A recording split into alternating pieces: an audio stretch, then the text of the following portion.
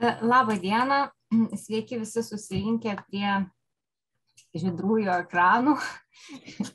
Ir mano vardas yra Eglė Kačkutė. Aš dirbu Vilniaus universiteto filologijos fakultete prancūzų katedroje, prancūzų filologijos katedroje. Ir šiandien man yra labai malonu jūs visus pakviesti į pirmą Vilniaus universiteto lyčių tyrimų seminarų ciklo seminarą, kurį rengia du Vilniaus universiteto padaliniai iš tiesų ir dvi tyrimų grupės. Tai yra feministinės politikos ir socialinės kritikos tyrimų grupė TSPMI ir filologijos fakulteto tyrimų grupė apmąstant motinystę. Ir šitas seminarų ciklas buvo sugalvotas todėl, kad mes kažkaip pagalvojom, kad iš tiesų šiuo metu visuomenėje ir Lietuvoje vyksta labai daug svarbių diskusijų lyčių klausimais. Ir yra tokio daug, tai yra labai normali visuomenės diskusija. Ir mes pagalvojom, kad kaip mokslininkės ir mokslininkai dirbantis šitoj srity, kad ko gero mes irgi turim tam tikrą kaip ir uždavinį prisidėti prie šitų diskusijų visuomeniai, tiesiog skleisdami savo tyrimus, aiškindami, ne tai kad aiškindami, bet tiesiog skleisdami savo tyrimus, todėl kad ir Vilniaus universitete yra daroma tikrai aukšto lygio atliekama lyčių studijų tyrimų, tik tai apie juos ne visada žino nei visuomenė, nei ko gero ir pati Vilniaus universiteto bendruomenė. Tai mes tikimės, kad šiuo tikslu mes kažkaip ir užpildysime tokį tam tikrą vakuumą.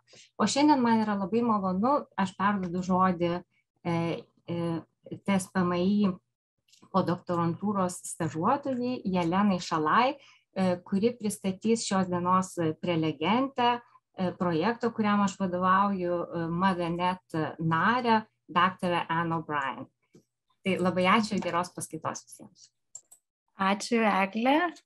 Thank you, Eglė. Hi, Anne. And hi to everyone who decided to join us this evening. It's already 5 p.m. in Lithuania, so thank you for joining us. And today we have Dr. Anne O'Brien as a guest, and she's going to present the lecture on women, inequality, and media work. And we really hope that the lecture will be interesting both to those studying or working in academia, but also to those working in media industry, and or probably just those who are interested in diversity and inclusion in society more generally. My name is Jelena Šalaj, and as Eglė mentioned, I'm postdoctoral fellow at the Institute of International Relations and Political Sciences at Vilnius University with an interest in feminist studies, and I'll be moderating today's discussion, today's lecture. A bit of technical information for you. So just Anne's lecture will take about 40 minutes. And after that, we will have 20 to 30 minutes to your questions and your discussion. And you are really welcome to just feel comfortable and free to ask them and participate in the discussion. And we are streaming on 2 channels simultaneously. So we are here in Zoom. And for those of you who are watching and listening in Zoom, you can ask your questions in chat or just wait after the lecture, just raise your hand and ask your questions in voice. And also for those listening to us on Facebook, you can ask your questions in comment section and I will pass them to Anne afterward. So it's really a great pleasure for me to present today's speaker.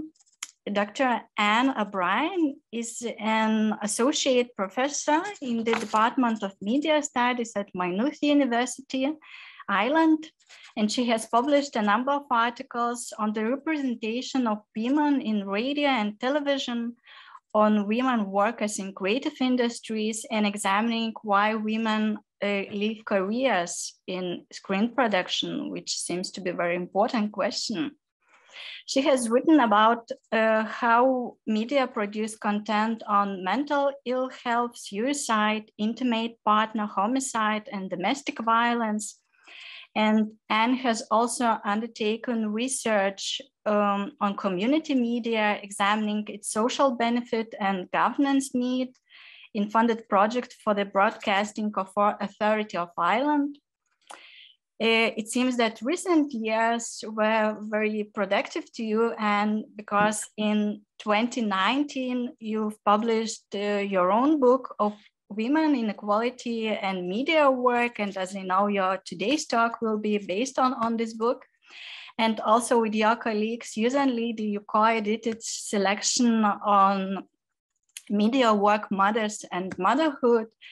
And you yourself just recently completed a book on graduate experiences of media work.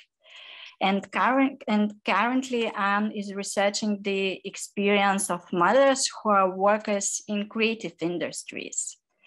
Is that right? Yeah. Yeah.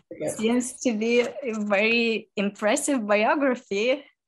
But I just wanted to add that Anne is really a very warm and approachable person, so don't be scary, and you're very welcome to participate in discussion afterward. And she is also interested in Lithuanian context and about the film industry here. So you just join us after that.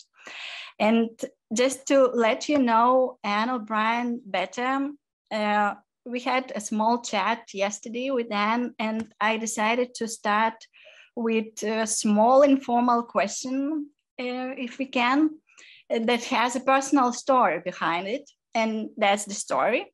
So first time when I met Anne in person, it was exactly 3 years before. It was also January, as I remember. And we've been in Stockholm, participating in workshop together with other researchers who do research on women's position in creative industry. And I was there together with my colleague, Paskaita. And there were also researchers from UK, Ireland, Sweden, and Australia. It was pre-COVID times. Yeah. And what I remember about Anne is really a small thing, but when she was presenting herself, she said that she's doing research on behalf of the population. It seems to be like very, simple and a bit ironic saying that, oh, that's really nothing, I'm doing nothing special, just exploring topics that are relevant for 50% of population at least. So just could I ask you, Anne, to comment a bit on how did you start your career in academia? Because I know that previously you've been working in TV production, and just how did you get interested in topics that are related to gender equality? Yeah, so I started working in television production, and I was really interested in documentary making and was lucky enough to get to do that for quite a period of time, for maybe 10, 15 years. And I was also lucky insofar as the company I worked for was located right next door to the university. And in the early 2000s, the university decided they would like a media degree. They approached the company I worked for. And so I had this really interesting pathway into academia, into teaching, into designing programs, and then also into doing research. And one of the things I was very curious about was, as I kind of hit my 30s, I noticed that a lot of the women I had been working with kind of for the previous 10 years just kind of started to disappear. And I was wondering what was going on with that. They really weren't available for work anymore, or I just wasn't crossing paths with them as much as I would have. And I was curious. I think that was probably the first research question I asked was, obviously some of these women were going away to have children. And there was kind of a presumption that they were leaving industry because they really wanted to go home and look after children. But I was curious as to whether they really wanted to actively do that and spend their time at home looking after children only, or was there something else going on? And that was the first paper I published in 2014, looked at the fact that women get kind of pushed out of the industry because it's very, very difficult for them to stay in media production. And I'll get into some of the detail of that in the talk. And also they got pulled out by having to do a lot of the care work at home. And just between the push and the pull, sometimes there was just a tipping point where the women decided, look, it's just easier if I do one or the other. And the one was always care work.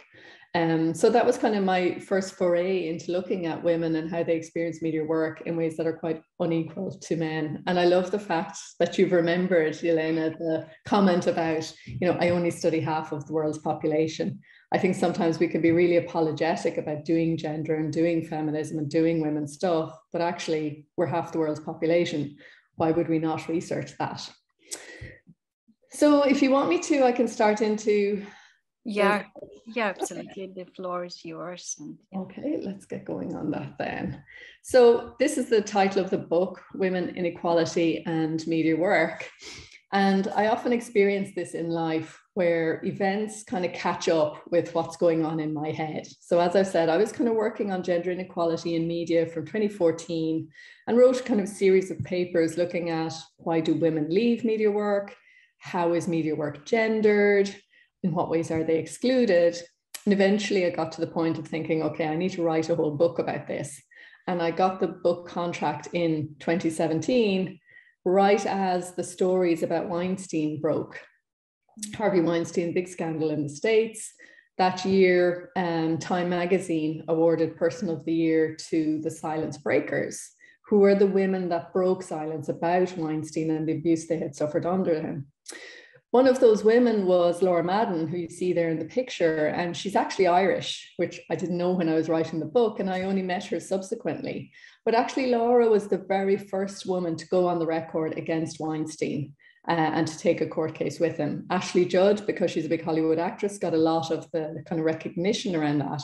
But actually, it was Laura who first said, yeah, I'll go on the record, you can quote me, this is what happened. Weinstein had attacked her in a hotel room in Dublin during a meeting with him there when she was quite young and her career was just starting.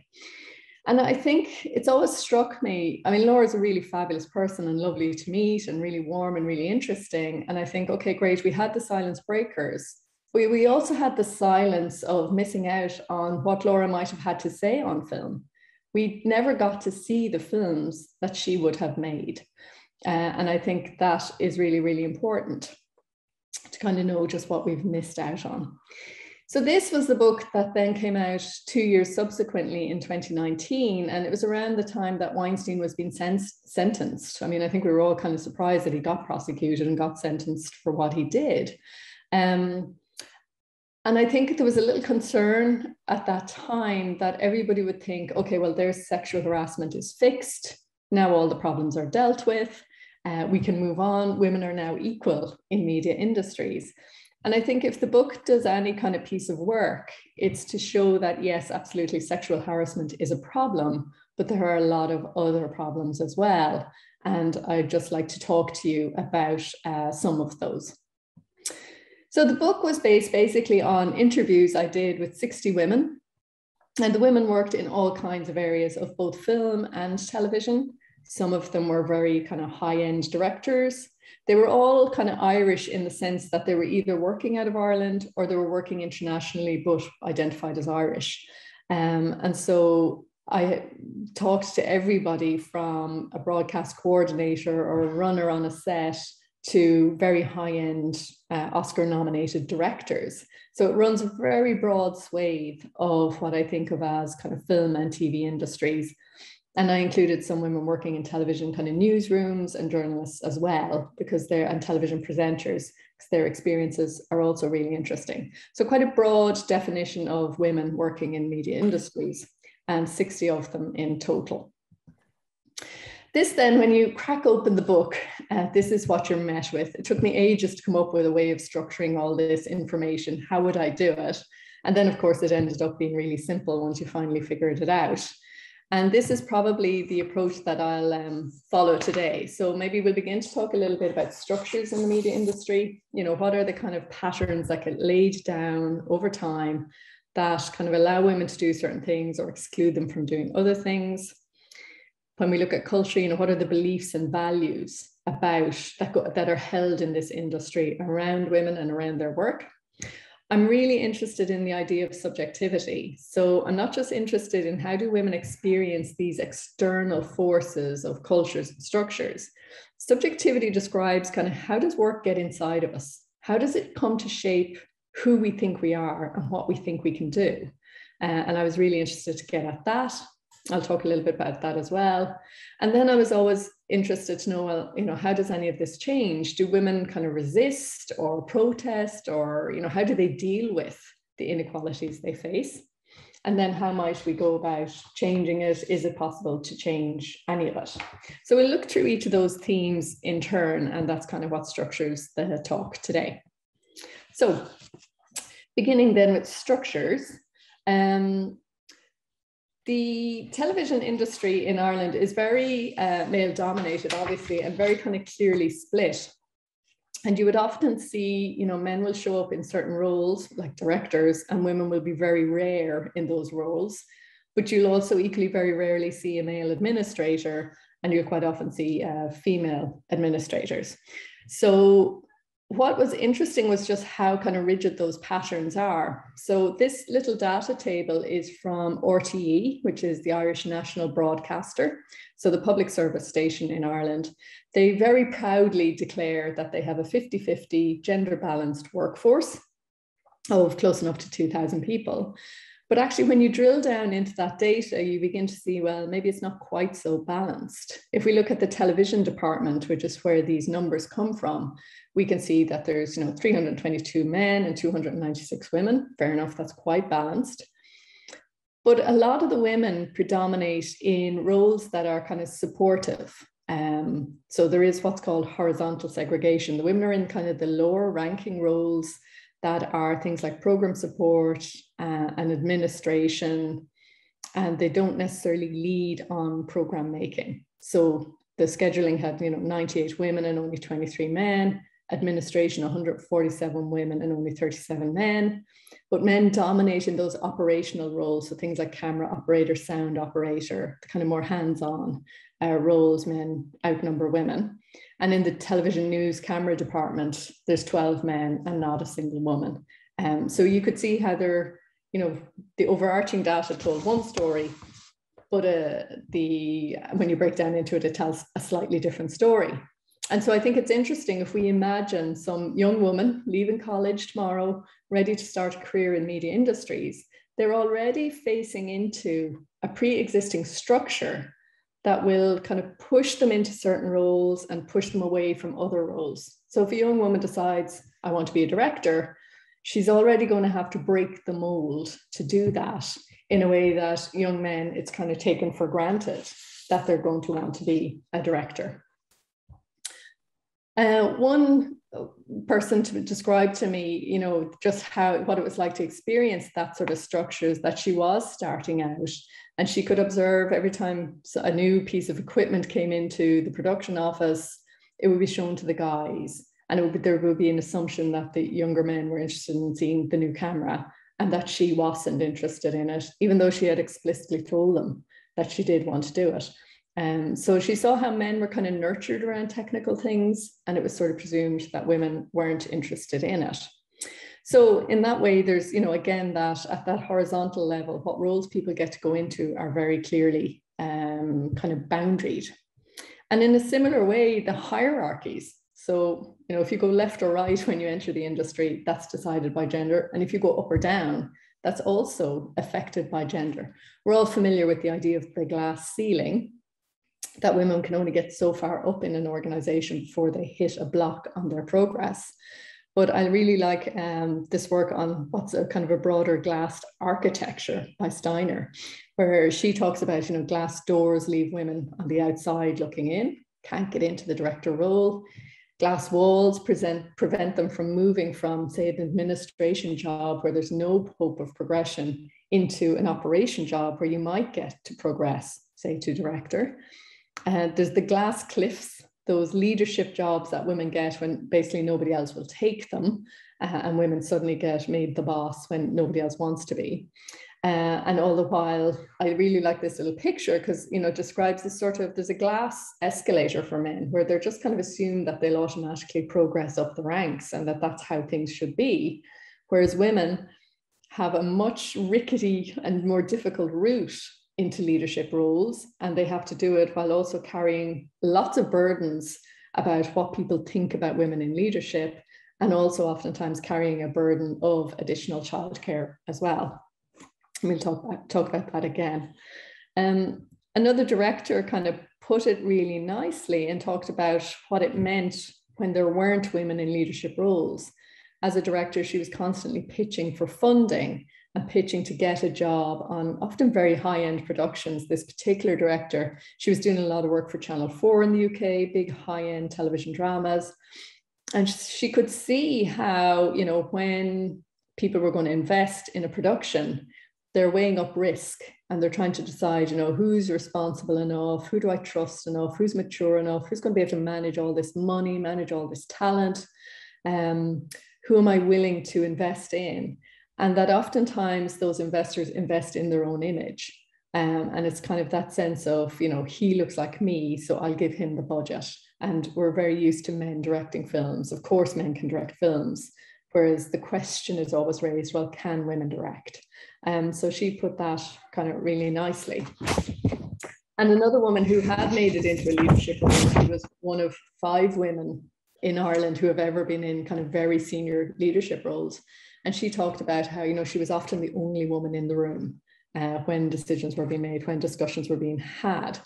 So those things all describe this, the way that the film and TV industries are structured through patterns that pre-exist us all, where it just so happens women do administration, men do the more creative stuff, women do the backup roles, they don't do the leadership roles.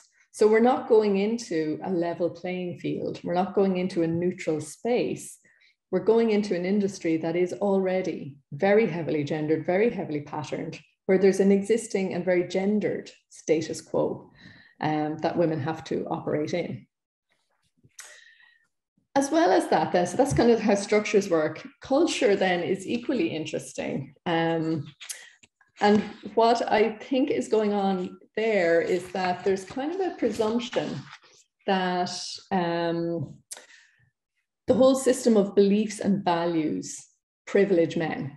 So there is, and that goes into kind of, if we begin firstly with the perspective that's applied to content. So if you're going to be, you know, a journalist, say you want to be a sports journalist, there's a presumption already that you'll be working on men's sports. These images that are there on the slide, that's what you get if you Google television sport, not men's sport, just television sport. If you put that into Google, these are the pictures that pop up. And so it's a real issue that the perspectives applied to content are quite normatively masculine. So, you know, there might be women working in the sports room, but they're going to have to report on men's sport in a way that men working in the newsroom might not have to report on women's sport as much. That's beginning to change a little, but quite slowly. And it's a similar in politics. You know, if we Googled television and politics, how many images of men would pop up? Or even if we Googled, you know, television and COVID coverage, how many panels of male doctors would we see? And how many women would we hear commenting on this? So in the culture of media production, there's already a very heavy privileging of men's perspective, men's point of view, men's interest, and women have to go into that. And so the problem, and it's not to say that men's interests should never be covered, of course they should, but they predominate. And there's also an assumption that, well, men are interested in sport, men are interested in economics, men are interested in politics, and women just aren't. So there's a bit of a vicious cycle because we never see women in political programs. we kind of assume they're not interested. If we don't see women in sport, we kind of presume they don't do it, when actually that's not the truth in reality. So there's kind of a pigeonholing that goes on there, that soft emotional issues go to women and the kind of more hard, prestigious stuff goes to the men. There's also the idea that while men can tell women's stories, women can't tell men's stories. So we've all, we've all come across the films where the male director and male writer create these awful female characters that we just don't really identify with. They're more like male fantasies than actual real women. And that's so common that we don't even really comment on it anymore. But the reverse is quite rare. Like Catherine Bigelow's film, Hurt Locker, is one that always gets mentioned when we talk about women representing men, because it's a very, very masculine story about soldiers in Afghanistan. And she's a female director who told that story. But she's such a rarity, like that happens so rarely, that there is that kind of notion that, women's stories can be told by men, but not the other way around. Women then also get routinely channeled in and out of particular topics. So this was one of the television presenters I talked to, and she described how, because she was a woman, she was given all these kind of items on fashion, flower arranging, cooking to cover on a daytime talk show. And she found them kind of, as she says herself, mundane, anemic, brain numbing. And she said anything that was in any way serious or intellectual automatically went to her male co-presenter to present. And again, there's no rule written down that, well, women have to cover these things and men have to cover this. It's that cultural piece, it's really invisible, just the sort of invisible logics, the invisible beliefs, the invisible values that exist within TV production that create these situations and then reproduce the culture all of the time. That went also mapped into the women's appearance as well. So one TV presenter talked about, having to look a certain way, having to maintain a certain weight if she wanted to get the more prestigious programs to present. And she talked about being rewarded when she kind of looked the stereotypical part of the very sleek kind of TV presenter. Whereas if she went overweight or didn't have the sleek bob haircut, she felt like she wasn't offered such prestigious work. And she talked about colleagues who even had like weight clauses written into their contracts. And none of the men in that particular station had anything like that going on in their contracts. As well then as women's kind of physical appearance and their behaviors being regulated, there's also a culture very much in the film industry, but somewhat as well in TV, of kind of work patterns that require people to work really long days, like quite ridiculous hours, sometimes 14-hour days, sometimes 6 days a week. And there's a whole culture there of a very rigid separation of work and life. So straight away, that creates a problem for women workers. In Ireland, women do 76% of care work. So I'm not entirely sure what the situation is in Lithuania, but I have a feeling it might not be very dissimilar, that women take on a lot of the responsibility for care, for managing children. Ireland doesn't have a state creche system like Sweden. Our childcare is very, very expensive in Ireland. And a lot of it falls to women to organize as well as that. So they have that kind of mental load of organizing all of that stuff.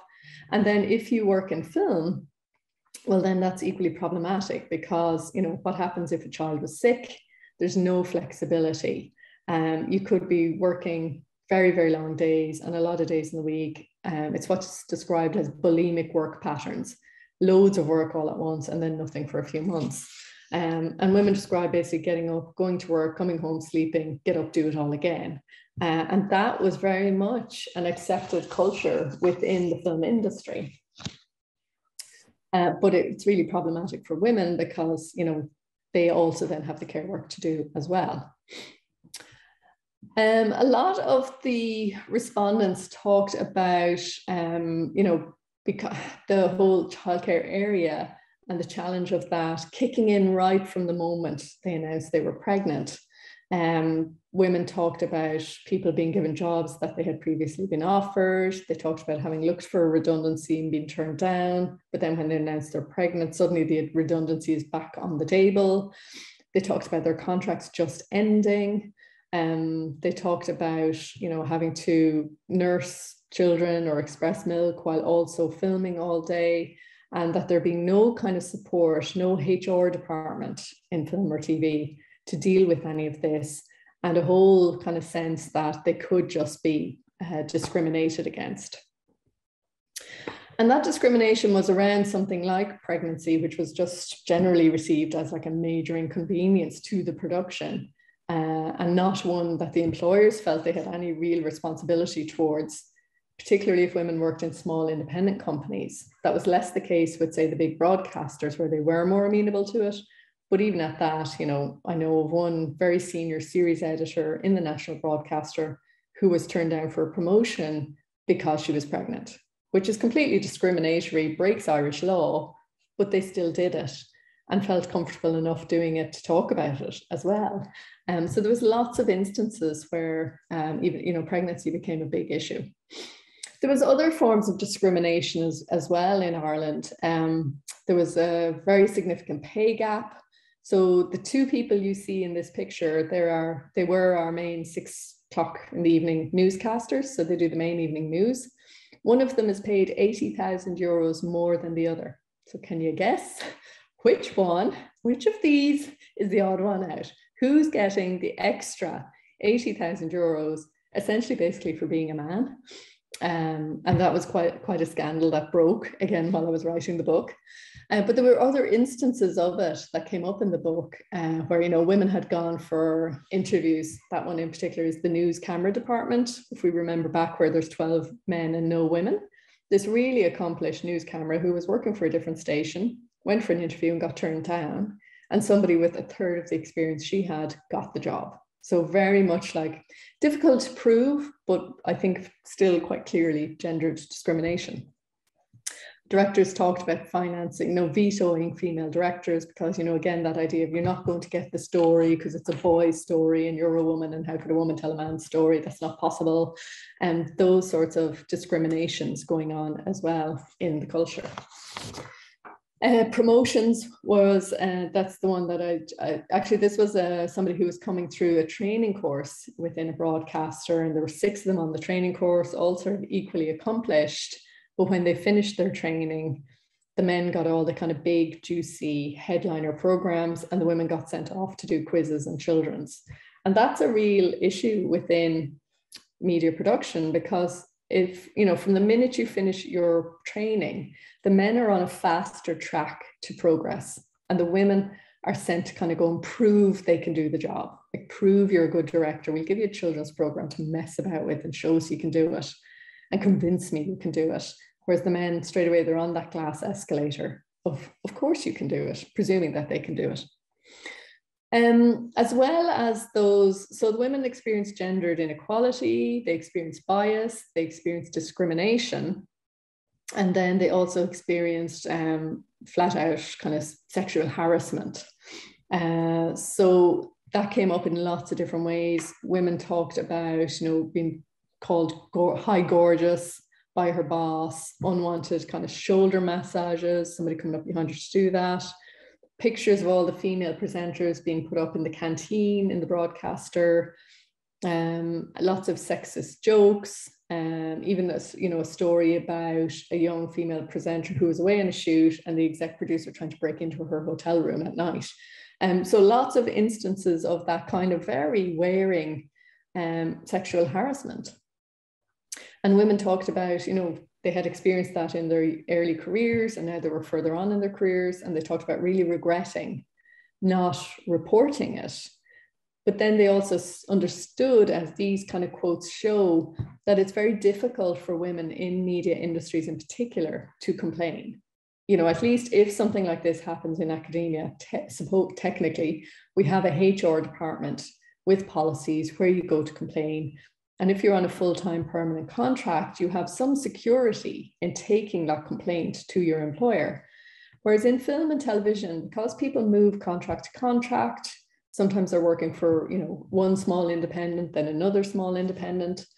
They're very, very conscious of reputation, and they're very, very conscious of kind of being seen as good to work with, being seen as, you know, not a problem in any way, being seen as not one for complaining.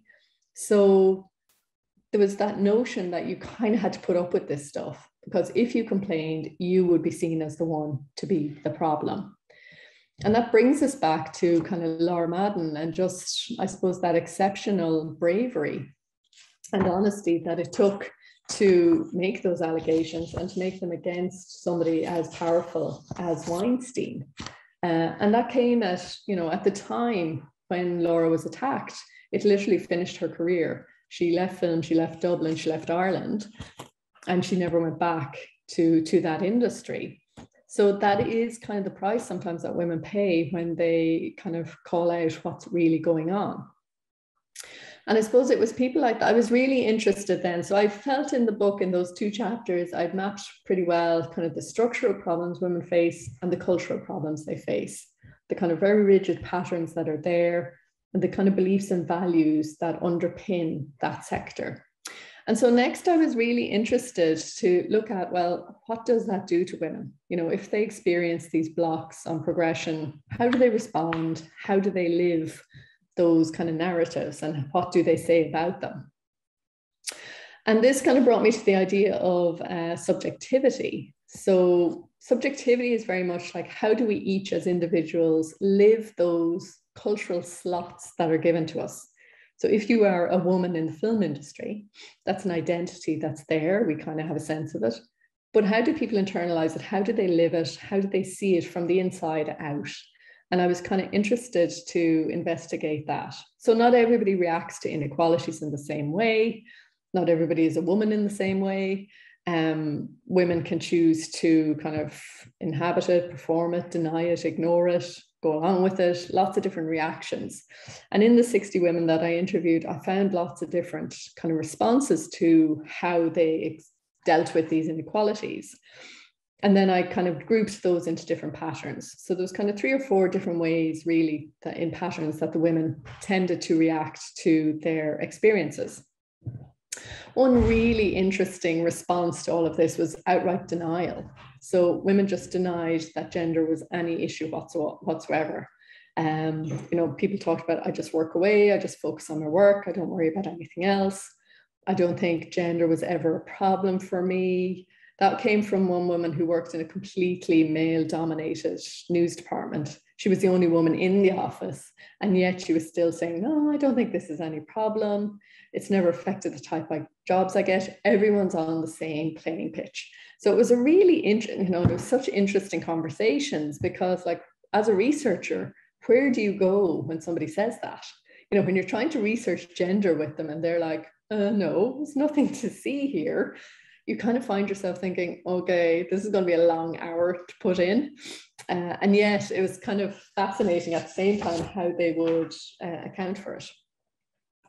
Another response that was really interesting, and Rosalind Gill's written a lot about this, Christina Scharf's written on it as well, was this kind of post-feminist neoliberal response to gender inequality.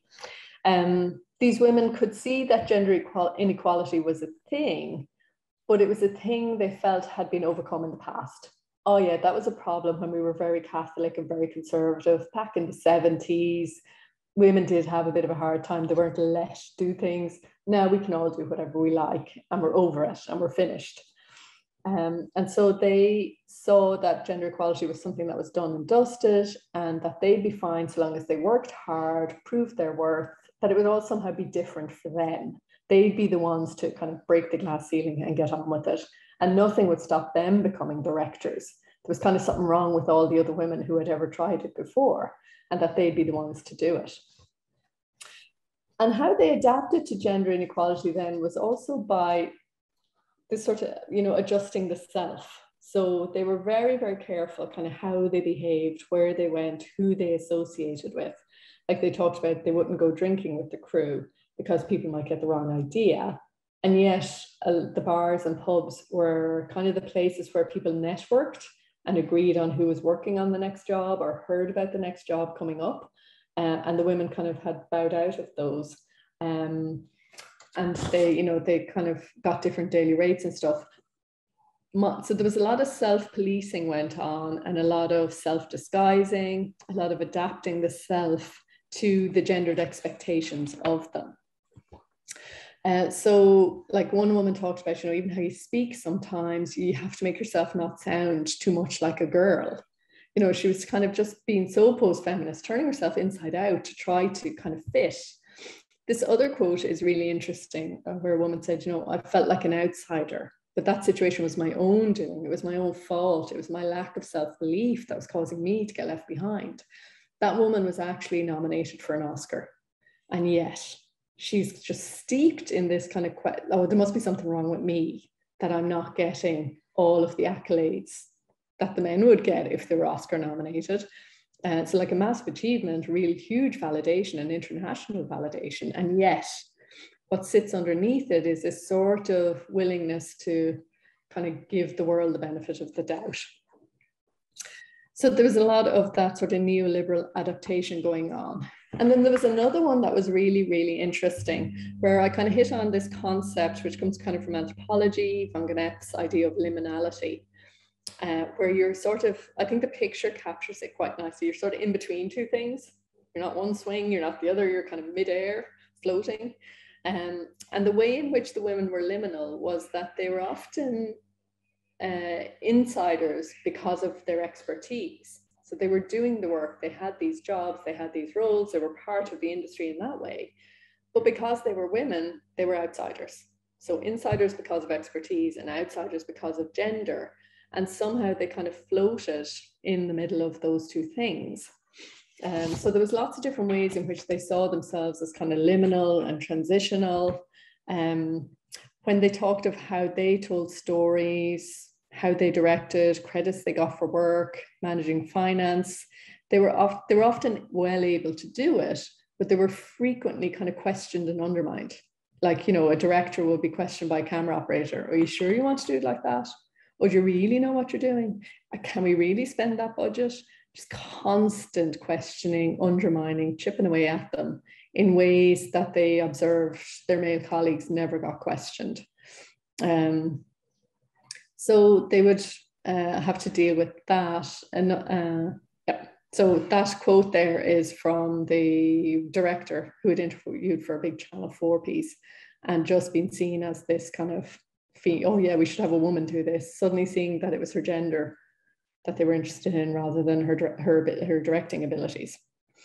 So there was kind of different, so the women all experienced somewhat the same structures of exclusion, same cultures of exclusion, but how they reacted to them varied quite a bit. They were in either total denial, they were kind of post-feminist neoliberal about it, or sometimes they were in that sort of liminal space. And then I became interested to think, okay, well, what do they do with that? And I think Mark Banks makes a really interesting point in his books about the politics of cultural production, where he says, you know, cultural production is a really creative industry. So it opens up space for people to think about themselves and to think about how they're doing things and to, in effect, kind of disrupt patterns. So if there's hope for any industry to attain gender equality, it should be creative industries where, you know, people are creative about these things, thinking about them, reflecting, open to change, open to possibilities, open to new ways of doing things. So I was quite interested in what way do the women resist this kind of gendered approach to them. And not all of the women by any stretch were willing to do their creative practice differently, but some of them were. And some of them did it by kind of almost pushing against that very strong auteur masculine production in film and television, where, you know, it's all about the director. And the director is held up as a creative genius, even though like there's teams of people working to make them the creative genius, often huge teams of women working to that end. And sometimes women just worked outside of those patterns. And women talked about, you know, having a different value on what they were doing. For instance, one of them talked about kind of work intimacy, really enjoying that kind of engagement and collaboration. So the women resisted by not putting the emphasis on me, the individual, but us, the team, and collaborating on their work. and creating that sort of very female space. Another way in which they resisted was kind of prioritizing that ethic of care, what Gilligan calls a feminist ethic of care, where connection again is prioritized amongst group. And a lot of them emphasized kind of collaboration in program making. This was kind of one way in which a producer talked about how she prioritized care in her filmmaking. And oftentimes by emphasizing collaboration in program production, the women resisted that logic of individualism and that male genius director auteur tradition. And the women were able to kind of resist the status quo in all the ways that you can read there in the quotes that they gave me.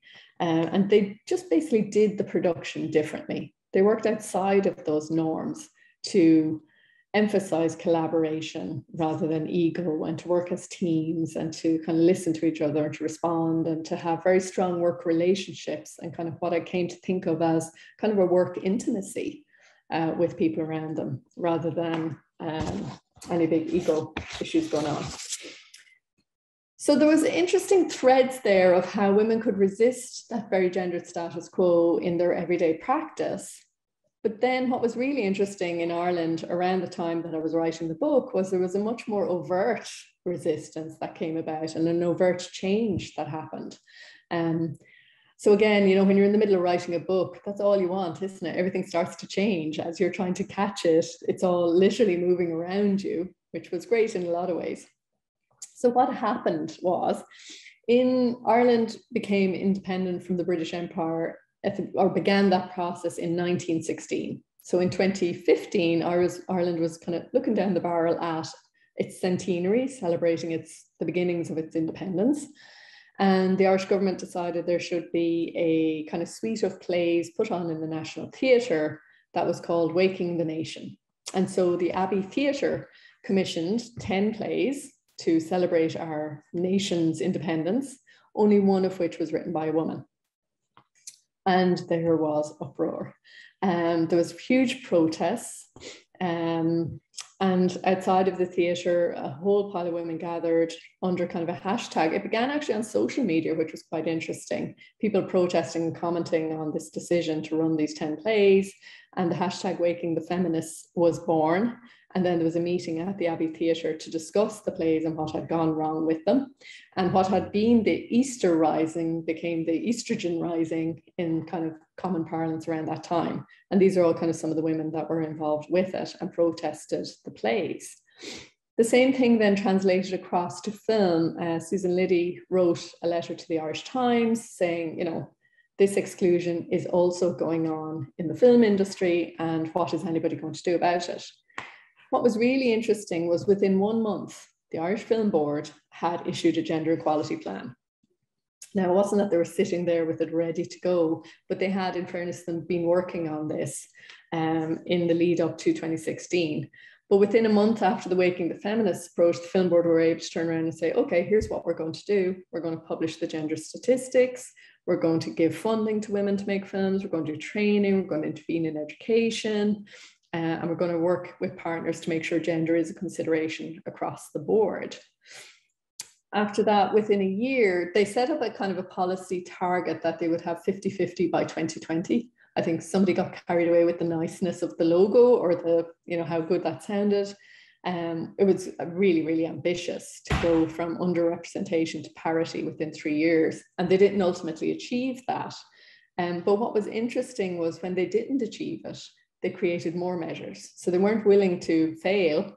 They made more funding available for features, took on new project managers, developed another subcommittee, had a new point of view scheme with tailored support for women working across films. And those measures did start to have a response in film industry. So there was kind of more inclusion than there had been. Similar change happened in the television sector. When the film industry was questioned, the Broadcasting Authority was also questioned, say, well, you're using public money to support film television production. What are you doing and what's the data there? And nobody even had any data in 2016, 2017. It took them until 2018 to kind of cough with the data. that in television production funded by the Broadcasting Authority, there was 43% participation by women, but when it came to writer and director categories, they were under 20%.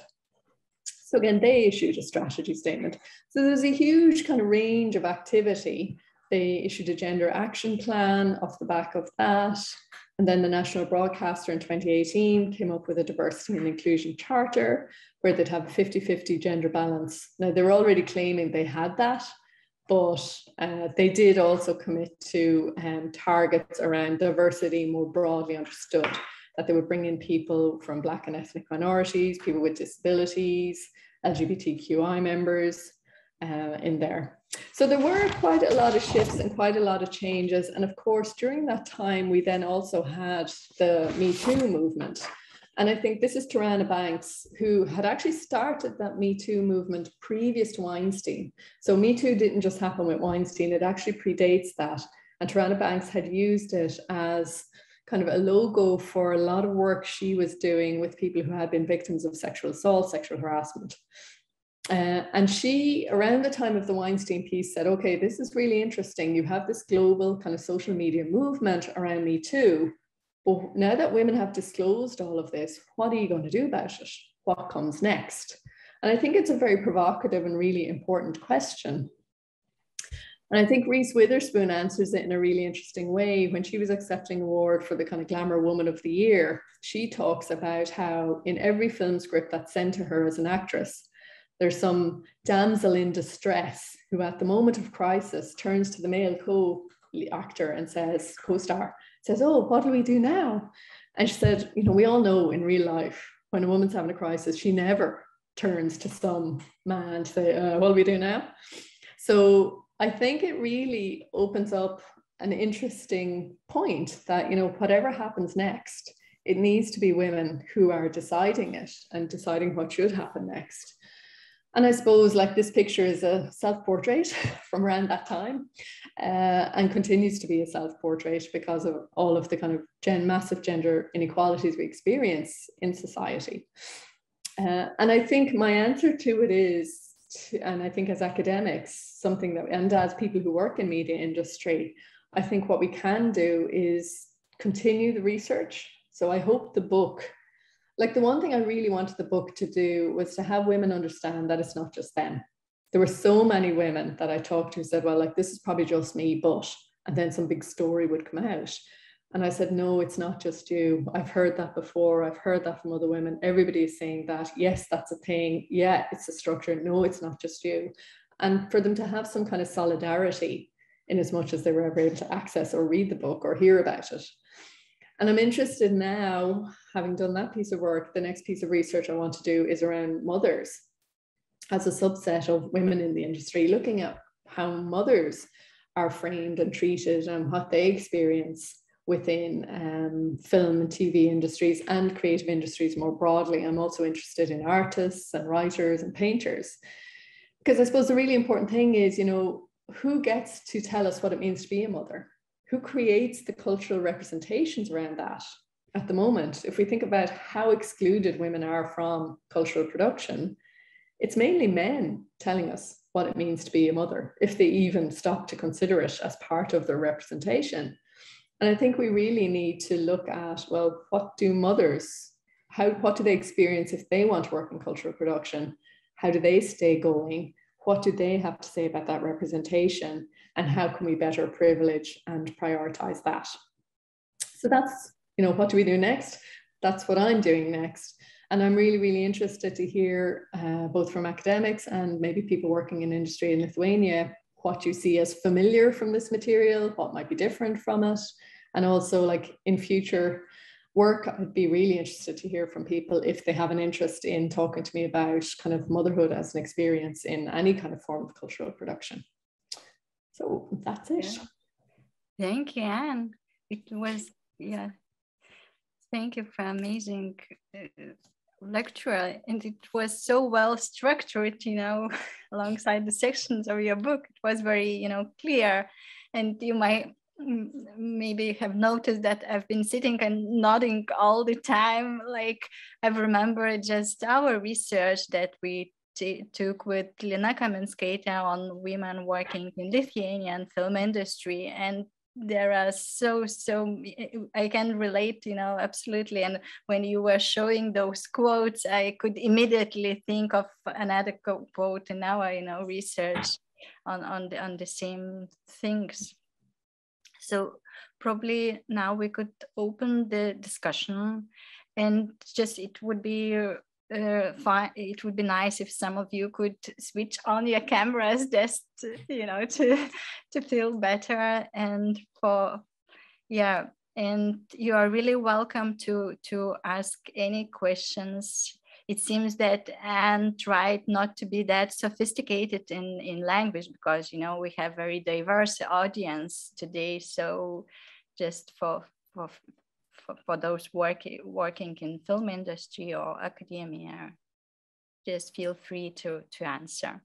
Davile is saying that there is no questions on Facebook yet, but I can see that Eva Prajanite, Hello, Hi, Eva. Thank you very much for the lecture. And I have one question about the change, which the lecturer mentioned. And this is very often when you start talking about the topic, and some authorities start to say, but the recent years show good changes. And I know from other kind of researchers that things in this particular theme doesn't change that fast. It can take 20 years to change. So I'm interested how the researcher tackles this constant change which is happening, and how to keep the conversation going, even if there's something this year, last couple of years has changed in a good sense, let's say. So that's my question. It's a really interesting question, and you're right, it's a really challenging kind of area to engage with. In that chapter of the book, what I do is actually go back in time to the 1970s and talk about how women have been campaigning for change in media work and in media representation that far back.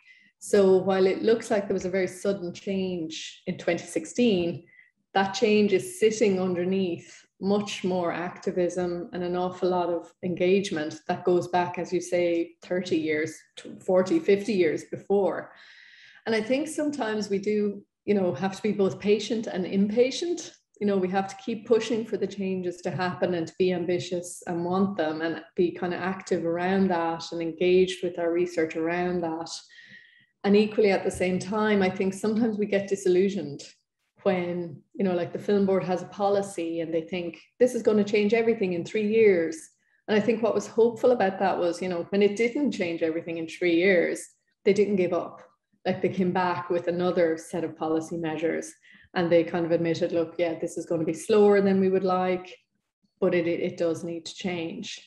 So it's a real challenge, that one, isn't it? To how do you stay engaged with the project, pushing for change, but also managing your own expectations around how quickly things can change.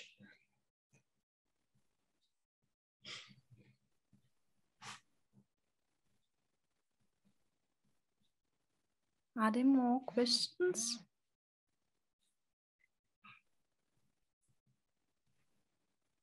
Egle?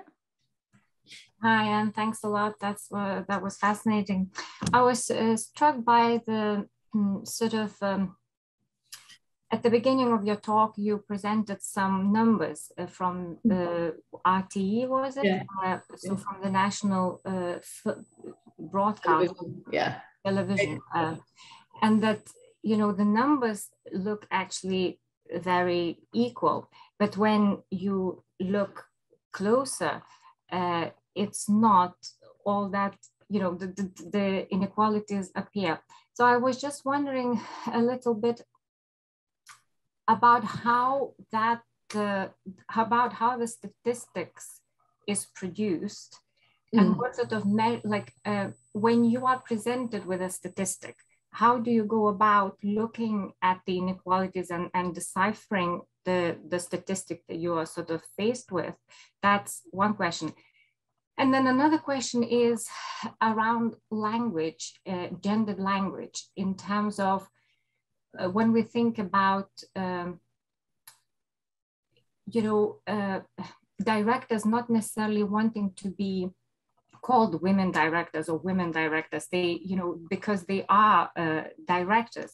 And the sort of the level of complexity that produces, you know, we, in order to achieve equality, we want to erase gendered language sometimes, because it does help to get rid of inequalities in some ways.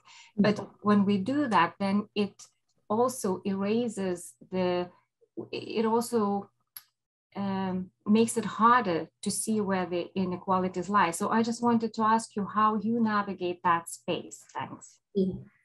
Yeah, I think it's a question around kind of how you approach research and how you approach data. And I think, yeah, we always have to be a little bit careful about the data. What is it? Who is it coming from? What's it saying? The RT data is really interesting because they actually issued that report in response to the pay gap. So they were caught out by two of their broadcasters working on the same program with an €80,000 pay gap between them. And this raised the question of, well, are all the women in RT discriminated against in this way? Is there a pay gap? What's going on?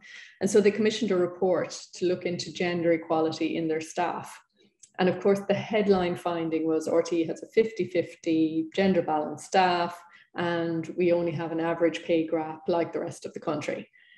And there was, but alongside that, there was a whole pile of data that actually, once you started reading through it with a gendered lens and with a gendered eye, you could see the anomalies. You could think, okay, yeah, great guys, but your sports department is 23 men and 2 women. Your camera department has no women. You have women are in all these support roles, but not in any kind of leadership roles. And so you could read the data through kind of a feminist perspective, and you were reading something very different to what RT thought they were giving you. And I think that happens very often. Like, I think Sweden's really, really interesting in a lot of ways as well around its data. Because if you look at a lot of its employment statistics, there is a lot of gender equality. And I think the Swedish Film Board is always feted for the fact that it managed to achieve 50-50 in terms of funding in publicly funded films. Now, commercially funded films still aren't gender equal, but with public money, half it goes to men, half goes to women. But that quantitative data only tells one story, because when you drill down under it, a lot of women working in the Swedish film industry still talk about the same things that my women in Ireland were talking about. So they talk about the bias, they talk about the discrimination, they talk about the camera operators who won't do what you tell them. They talk about being called bitchy if they're very confident about what they're doing. So the qualitative reality can be mismatched with the quantitative data. I think quant data is always really interesting to tell us how much of something's going on and giving us sort of a snapshot picture. But I think we have to be really careful to drill down into it and to see what's going on underneath it. And so in a similar way, there's kind of an answer to the language question, because again, Sweden prides itself on this gender neutral policy that everything's equal for all genders and gender really doesn't matter anymore. And yet, I think that's why it's also so interesting to talk to people about their real lived everyday experiences of something, because what comes out there is that despite, you know, the best childcare system in the world, and it's public and it's affordable and it's available, and there's, you know, paternity leave is balanced across, there's still real challenges for women who want to work in film or work in cultural production in Sweden around that kind of sexist approaches to it. So I hope that answers some of it. Yeah, some of the women were really resistant to being asked about being women filmmakers. And there was one of them who I asked about being a mother, and she went off like a rocket at me. Said, why are you asking me that? That's got nothing to do with anything. I'm a director. What's the matter if I have children? I said, so what do you want? A world where people pretend they don't have children? And she kind of sat and went, oh, okay, yeah. I said, yeah, maybe men should be asked. Absolutely, male directors should be asked, you know, what's going on with your children? How do you balance this directing life with the fact that you have dependents or care work that you need to do?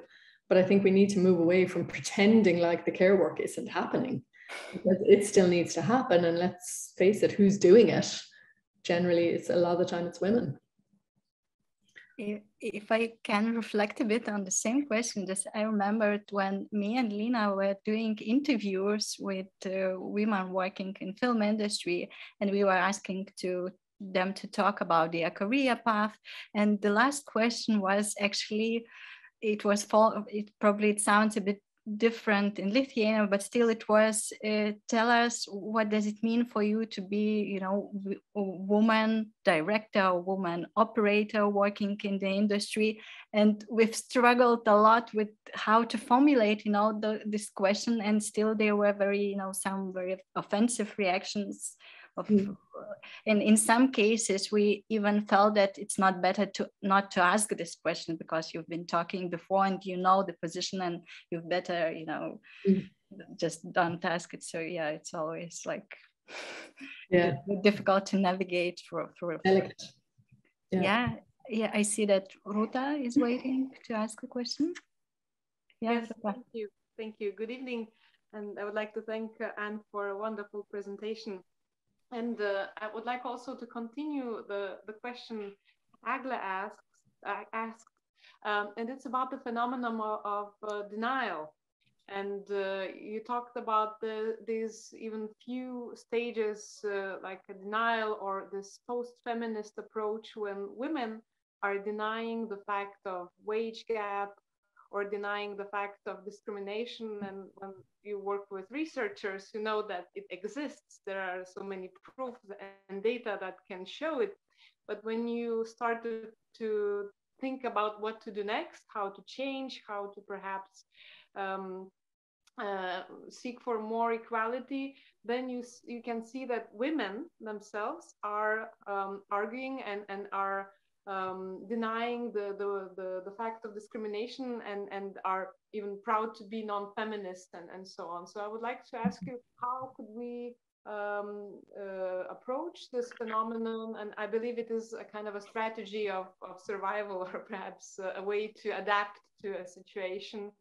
And at the same time, it continues this discrimination. It makes it to go on. So my question would be, how could we approach this denial, or even find a dialogue, but especially with women, because we used to have this male-dominated perspective and to oppose it, but once you have women opposing the goal to attain equality, it becomes quite more complicated. So what would be your advice?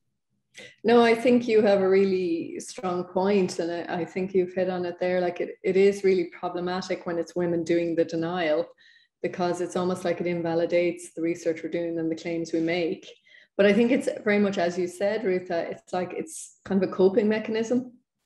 I think it would be really interesting to do a study at kind of, if you could do a big longitudinal study of women over their life course, and how their attitude towards gender and gender equality changes across that life course. I think it would be really fascinating.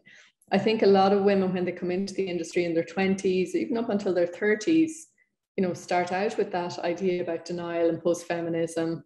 And I'm doing a little bit of work with research with our graduates at the minute, as they enter into media industries, kind of getting a feel for like, what are your expectations? And do you think inequality will be a problem? And they're like, no, it won't be a problem. Or, if I see something happening, I'll report it. And they don't have any, they know it's a very individualistic take on things. And they don't yet have that sense of, no, there's inequalities in my society or in my work or in my organization, and this is my problem. So some of it comes out of a very individualistic perspective on life, where, I haven't had a problem, so therefore there is no problem. And I think what research does that is important sometimes is just document things. Like you then know that that's a thing. And I think it's a research topic in its own right, is, women who deny the existence of gender inequality. I think that makes for a really fascinating study. I think you could look at it in all kinds of fields, in cultural production, in society. Why do women not have a problem with this? I find that very hard to kind of connect with, because I suppose I'm so opposite. I have such a problem with it. But I think, I don't know that you persuade them or change their minds, or, when they're faced with hard data, how do they deal with that? How do they spin that ideologically? But I think the gender denial piece is really interesting. And then I think sometimes that can shift a little bit as women begin to hit some of the problems. So when they get to their 30s and they're not directing and they haven't gotten a feature budget and they're not where they thought they were, and it kind of causes them to sit back and think, is this me or is there something else going on here? And I think sometimes there's an awakening where they begin to kind of shift their ideas around it. But I think what prevents that sometimes is the post-feminist piece. That sort of neoliberal ideology is really, really strong in Ireland. You know, you choose to have children, so you should look after them. It's not our problem. You know, that mentality that it's down to the individual to fix everything and deal with everything. And that's really, really insidious as well. And again, I suppose it's just about documenting it. And those of us who have teaching roles as well and who can engage with graduates and talk to them about these things can really sort of present them with a toolkit for when they do go into industry to maybe have an awareness and a self-reflexivity around it that can be really important. So I don't know if that really answers your question, or other than to say, yeah, I agree, you know, it is a real problem. Yeah, thank you, Ruta, for your question.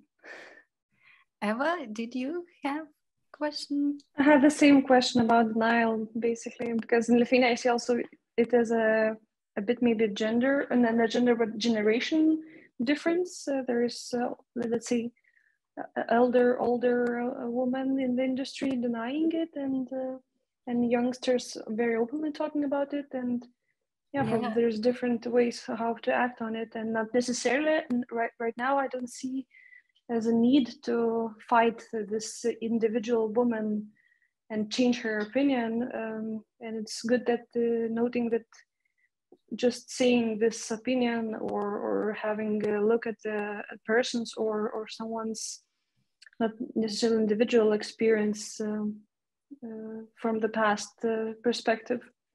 But it's definitely hard to drive the topic, and it's very different than you now talk about the research. Like you, as researchers, you are questioning your interviewers, and that's a bit different when you just try to make some kind of change or talk to some people in positions, and then this comes out. You know, so it's totally different. But yeah, but thanks for insights. Yeah, if I could add to the same question, from our data from that research with Lina on women working in film industry, it was almost obvious that there is not a huge but still a bit transgenerational gap. Because if thinking about, I really like your ideas, your notion of subjectivity, and I wrote an article on it. And it seems that in Lithuania, probably younger generation identify themselves more with this liminal or neoliberal, let's say. They're tending to adjust themselves.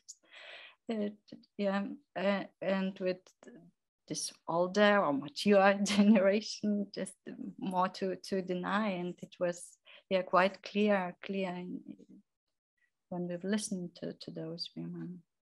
Did you feel that? Do you feel that there is the same tendency in? I think if anything in the Irish case it might be flipped slightly, because I think in Ireland it's the older women who are more inclined to understand. Like in the 1970s, women in Ireland had to leave their public jobs once they got married.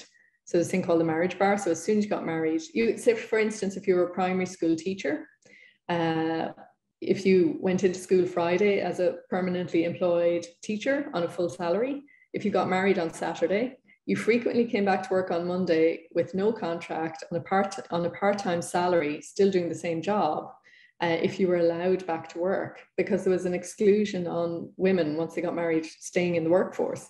So you can imagine what the culture was like around journalists. Like a lot of the journalism was done out of the pub. There was a very heavy drinking culture. It was very heavily networked. Women weren't allowed into bars.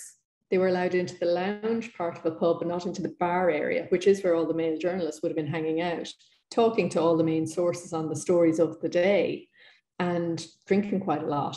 So it was a really macho culture that really excluded women. And I think a lot of the older women in Irish media industries remember that, and just remember how hard it was to like walk in there and become part of it. They really do remember pay gaps. They remember blatant sexism of Irish society at that time. And so I think they're a lot less inclined to believe that gender equality is done and we're over it now. So I think some of the most progressive women that I interviewed in Ireland were actually older. And because they had had their careers blocked, you know, as they progressed up the ranks, they only got so far. They never made Director General of television, or they never made the very top editor jobs. Only one or two of them did. And it was a real struggle to get there. So I think they were a bit more inclined to believe in gender inequality. Whereas I think younger women coming in think, oh, you know, that was them. They just didn't know what they were doing. It'll be different for me. And they just think that they'll get on just fine. And then when you have that denial, and when it's very difficult to have that reflective moment where you say, actually, I am being discriminated against here. There is a bias. You know, it's in academia as well in Ireland. You know, we have 50-50 balance at lecturer grade. But when you go to senior lecturer, it falls to like, I think 25%, 75%. And when you go to prof, it falls even further, 17% to 80, whatever percent. And so it's really hard. Like, that means every woman you work with has a much lesser chance of making professor than any of the men you work with. You know, what do we do with that? You know, how do you, denial becomes kind of attractive, and ignoring it to some extent becomes attractive until you just can't really deny it anymore and you feel you need to do something with it. And I do think, you know, doing research on it can be a comfortable enough space. And I think doing activism on it is really hard going, because you are then trying to canvass and convince people and rally them around and get them to work together on change. So yeah, it's a tough one. Yeah. But there is the upside story that, you know, then change can come really suddenly and almost out of nowhere. You know, that there was quite a radical rehaul of the Irish film and television industries, really off the back of quite a spontaneous social media protest, you know, so, and it did bring about quite radical changes. Yeah. Do we still have questions?